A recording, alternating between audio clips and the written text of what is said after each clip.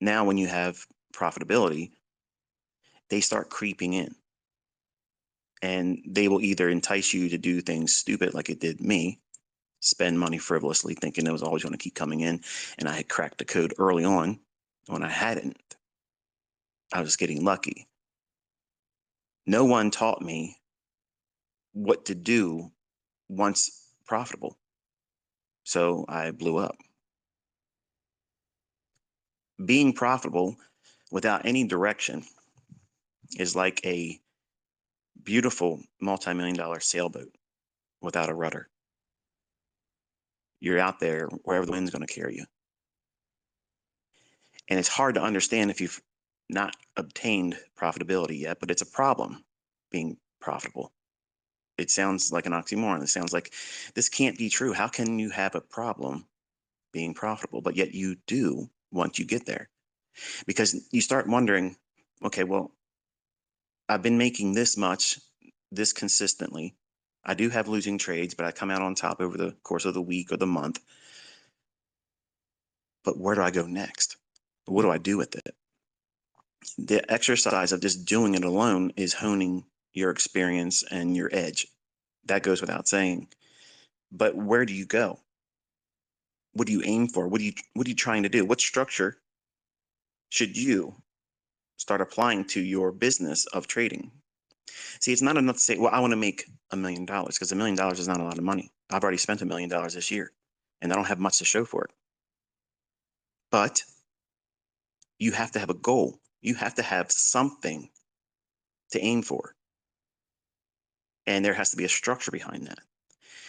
So one of the series I had intended to do once I completed the private mentorship stuff, and we're done now, that I would sit down and kind of give a public blueprint of what I wish I would have been given as a 20-year-old. Just discovering profitability, figuring out that, yes, I could be consistent with bonds. Yes, I could be consistent with the S&P. And I put away all the mega trade. I have to do only those types of setups, where the big run-ups in the marketplace. I was only focusing on that because Larry Williams said that's where I should be focusing. And because I was looking for that all the time, there was all these trades that were occurring daily, weekly, monthly, that I was really not paying attention to or even aware of, because I didn't have the skill set at the time. I was profitable, but I was looking for big trades most of the time. So I would do a bond trade or an S&P trade and one contract, and then realize that I'm consistent with one contract. And you've recently saw me this year just do one contract over the S&P and NASDAQ and double the account. That was a real account, and I showed losing positions. I did all kinds of things to handicap myself and still doubled the account. So for some of you, 100% return sounds too lofty, but I can tell you what you've already been given is easy to obtain that. But you have to have the skill set and discipline to adhere to picking your right setups and trying not to trade every single day. I want to have a setup that gives me a consistent framework that goes into the marketplace, that even a neophyte that doesn't have a long time behind them of profitability, but just recently found consistency with this model on YouTube, that they can go in and feel comfortable. This is the setup I'm looking for. It makes sense. It's there. I can engage it. And then once it gets to a profit objective, stop, turn the computer off, and go do something else. That's what I have in mind for the new developing, recently profitable student with this mentorship. But you now have a problem, don't you? You want to do more. You want to do more. You want to trade more, just like I started thinking, well, I'm doing one contract. And I was trying to make $1,000 a month to save so I could retire at 40. I was willing to put those 20 years in. But then I realized that, wow, I could do $1,000 a week with no real effort. This is a lot easier than I thought it was. Now, don't let me mislead you, folks. This is the 20-year-old that was getting lucky. And I started thinking to myself, wow, I could do this every week. And then it became, well, I could day trade the bonds. I'll look at the divergence between the 5, 10, and 30 year. And when they're diverging and I have a bias that's bullish, I know I can go in and buy it. Hint, hint, nudge, nudge. Then I started making $1,000 a day. So I'm 20 years old and I'm looking around at my friends and they're working, like one guy's working at a gas station, another guy, he's working at a meat market where he's cutting up meats and such. And they're doing okay, I guess, for our age bracket. And I'm doing $1,000 a day in less than 45 minutes. And I'm thinking to myself, wow, I can do a lot more if I started trading more contracts. Because making $1,000 a month, that really just didn't do it for me. Once I started doing it consistently, I was like, it's too easy. I need more, like anybody else. So I went in and started trading more contracts and then realized $17,000 a week, that jobs are now obsolete and stupid to me. I mean, why would I want to work when I can do this? So I started trading even more. I didn't have a direction as to where I wanted to go. Now let's contrast that with how I started. November 5th, 1992. Thursday evening at 9 o'clock in my aunt's family room, I cracked open that lame book by Ken Roberts. And that's not to be disrespectful, but I thought that I had figured it all out. That simple little book was going to do it for me. All it did was give me the fire to start doing it. But I had a direction. I had a goal. What was the goal? If I could make $1,000 a month and save that, by the time I'm 40, I'll have $1 million. And honestly, I didn't understand the effects of inflation. I didn't think about all those things. I just wanted to have $1 million because back then, $1 million, that was really something. $1 million is nothing now. Homes cost that now, and they're not even really worth it. Period. Okay. A lot of people out there on social media saying, I got $1 million house. No, you have a house that's overpriced. Okay. And the home that I purchased that I'm speaking to you in right now, I paid $638,000 for. Is it worth it? No. They're saying I could get $750 for it now. Is it worth it? No. So $1 million is not a lot of money. But in the beginning, when I sat down that Thursday evening at 9 o'clock, at the completion of reading that book, because I read it from cover to cover, I couldn't put it down. Before I went to bed, I had pen and paper out and I'm calculator crazy, clicking the buttons. Okay, if I do this, if I do that, you know what I'm talking about. You've done it too. You're sitting at your job, you're sitting there bored. Over the weekend, you can't wait to start trading. Okay, if I go in there, I get 10 pips this day. I get 10 more pips over here. And you're nodding your head, you're smiling, you're laughing. You know exactly what it is. You're calculator crazy. Okay. But that's fine. There's nothing wrong with that. But as soon as you start saying, I want to make millions and millions of dollars in your first year, that's stupid. But what I was doing was I was coming up with a way where if I just did the lowest objective and say with losing trades, and I eke out a net gain of $250 a week, that's $1,000 a month. That's obviously taking an effect for taxation and commissions. So I was preparing myself to have adversity. I was preparing myself to be imperfect. And I had structure to what I was doing, why I was trading. I'm trying to eke out a net gain after all costs and taxation of $250 a week. Now, there's an average of 4.3 weeks per month. Not every month has just 4 weeks. Some of them have 5. But I did the math simply on 4 weeks and $250 a week. So that would give me my $1,000. And I was going to stick to that. I was going to work a job. I don't care, because when I'm turning 40, I'm not going to be working for the man. I'm not going to be doing those things everybody else does.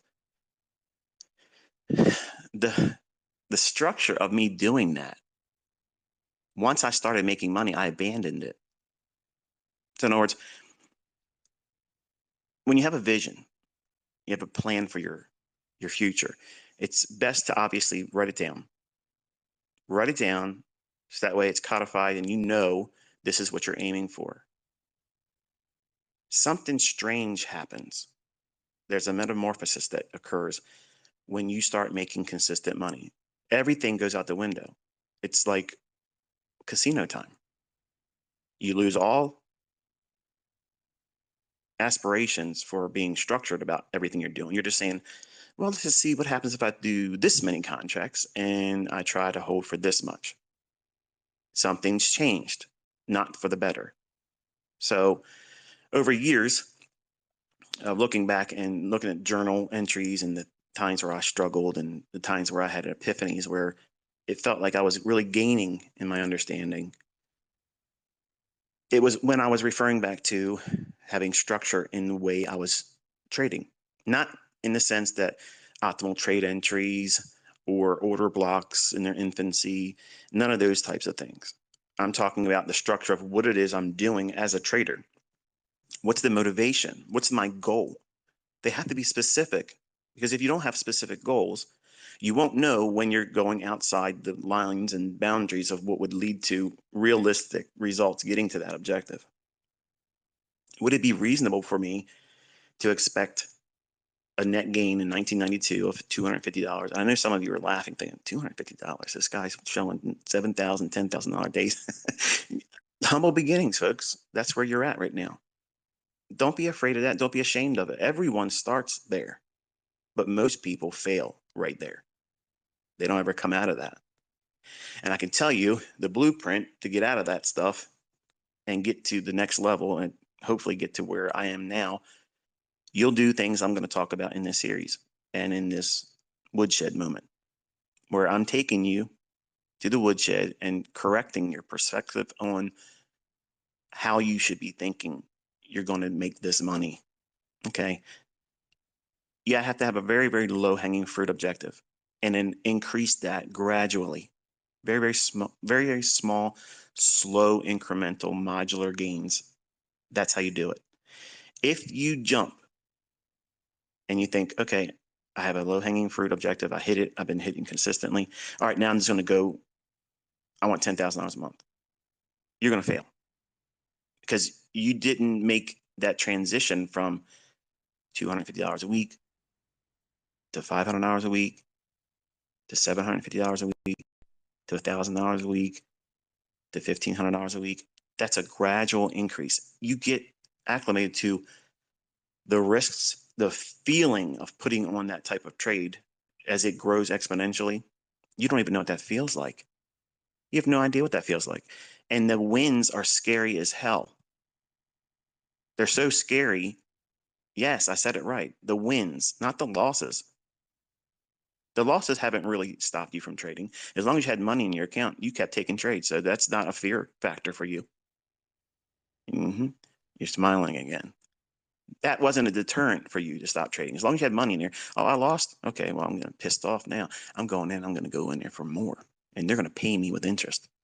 Oh, yeah. And the interest was paid. You paid it. Now you're in greater drawdown or you're blowing your account like I did dozens of times over my career. There's no shame in that. You have to learn from those things. But you are going to be doing things at a slower pace. That's how you make ends meet. Things are hard. The markets are hard right now. I've said this throughout this year, and my private mentorship knows this as well. Things just are not as clean as they usually are. And it's not surprising, but it's not impossible. Obviously, you've seen that. So you have to pick your shots. You have to know what you're doing, why you're doing it, when you're doing it, and when to avoid it.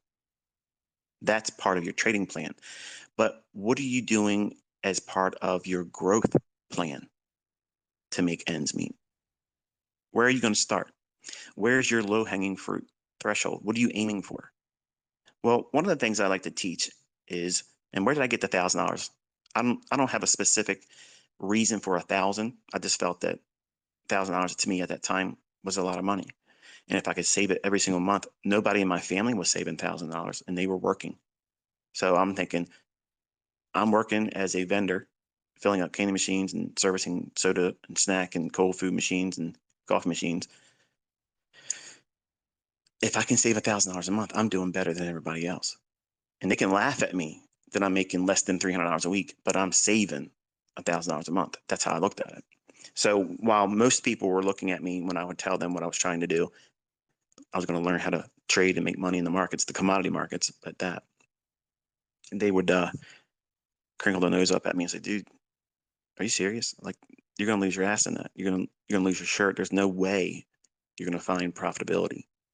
People go broke and kill themselves. And that's true. And honestly, by the grace of God, I didn't do those things that would have led to those types of decisions. Not that I would have harmed myself, but I've known people that these markets have caused them to check out. And it's sad because they put too much stress on themselves in the beginning. See, that's what educators do wrong. And admittedly, when I first started teaching, way before I should have in 1996, I didn't incorporate this in my teachings.